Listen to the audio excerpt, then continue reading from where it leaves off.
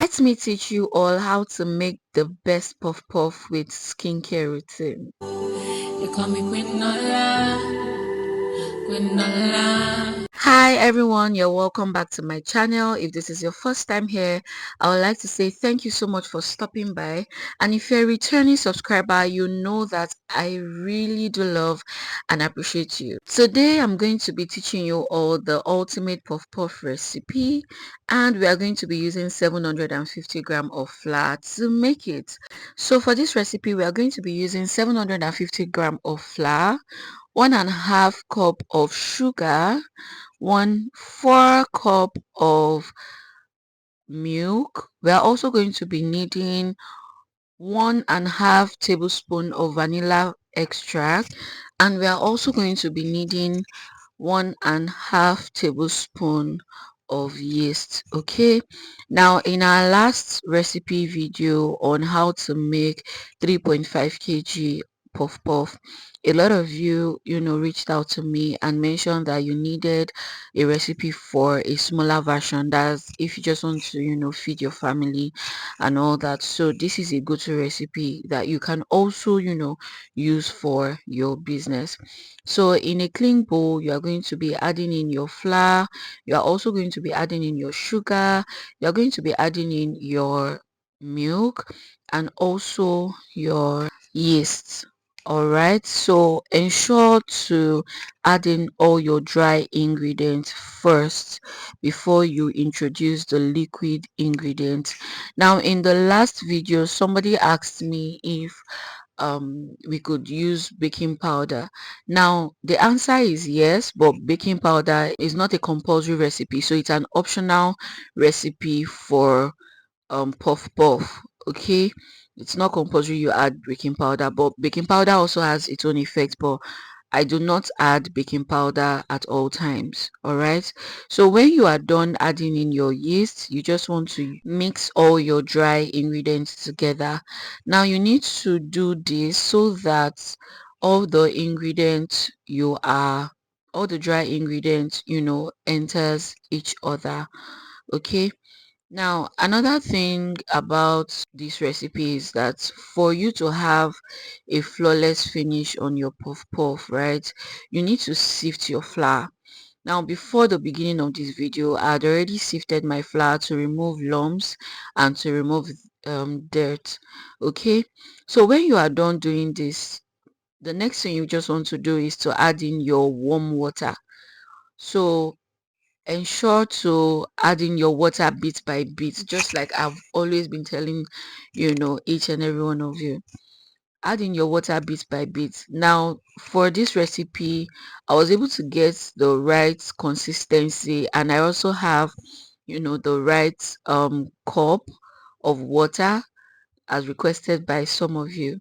So now the first thing I did was to add in 2 cups of water, and then I realized that it wasn't enough, so I added in half cup of water. Now that's about 2.5 cup of water, just as you're seeing here. So after adding in the half cup, when I mixed and I realized that it was still not enough, I added in another half cup, which is in total making it 3 cups of water. Now mine is 3 cups, but yours can actually be more than 3 cups.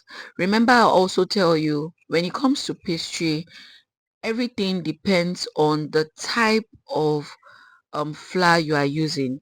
Some flours are hard in texture, while some other flours are soft in texture. So there are some that requires more water, and there are some that also requires less water. So the fact that I am saying that we should use 3 cups of water is not a determinant factor to you also using 3 cups. Yourself, you can actually use 3 cups and 2 spoons of water, or you can just use 3 cups or even less than 3 cups, depending on the type of flour you are using. So when I realized that my batter was okay in consistency, now for your puff puff batter, you really do not want it to be too watery. You can see this consistency here. I'm just taking my time to show you guys the consistency you need, right? You just want a consistency that is not too runny and not too thick. Okay, you don't want a stiff consistency, and you also don't want a runny consistency. All right, so after adding in your water, the next thing you just want to do now is to add in your vanilla extract, which you've seen while I was mixing. Now, one thing sifting your flour helps you to do is that you don't have to struggle with mixing. Like, if I did not sift this flour right, it will take me a longer time to be able to allow the lumps to melt down. So you can see why you actually need to sift your flour before you add it into your mixing bowl. Now that we are done mixing, the next thing you want to do is to cover up your batter properly and store it in a warm place. My kitchen was warm at the time, so I just left it to proof for about 30 minutes.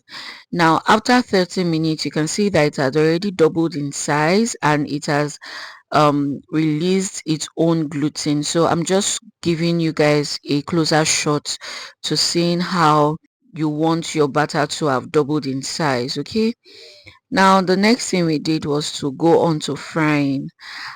I tested the oil already by adding in just 4 chunks of the butter into the oil. Okay, and when that was done frying, I just removed them off camera and I started adding in the remaining batter. So you can see the way they all came out. They came out really beautiful.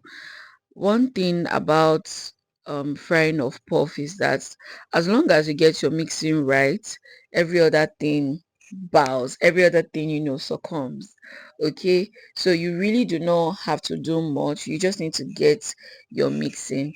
So in between, I was just showing you guys how beautifully the first batch, that's the first four, came out. Another trick to getting the right puff puff is your temperature. That's the heat beneath your oil. You need to know, when to increase your fire, and you also need to know when to reduce it. Okay, if your fire, sorry, if your oil is too hot, then your puff puff will get brown on time, but it is not going to cook inside.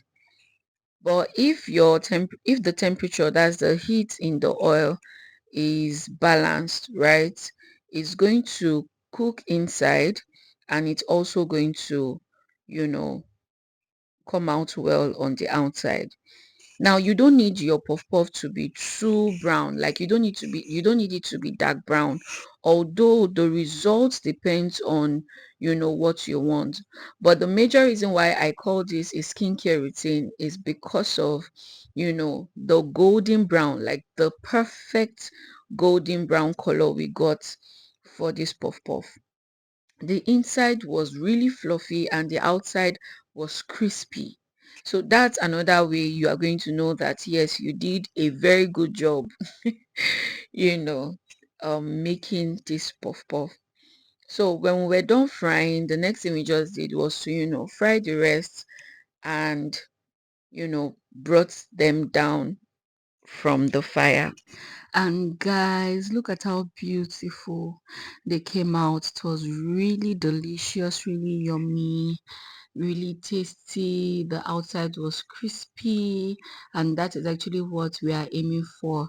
Now, the outer part of your um puff puff can also be chewy. It all depends on your mixing and what you want, but this recipe is really nice. Let me know if you enjoyed watching this in the comment section. Have an amazing day ahead.